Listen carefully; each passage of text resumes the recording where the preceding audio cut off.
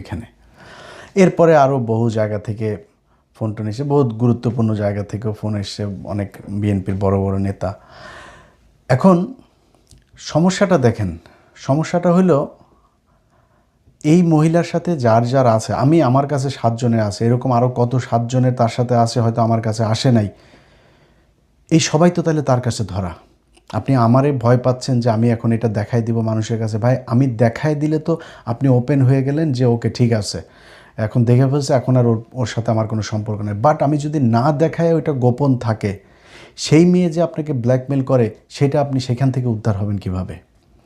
তার তো একটা উদ্দেশ্য আছে, সে কোন দেশের গোয়েন্দা সংস্থা, কোন দলের সে এজেন্ডা বাস্তবায়ন করতে সেখানে গিয়েছে, সেগুলো যদি করে, এটা তো আমার দেশের জন্য বিশাল সমস্যা।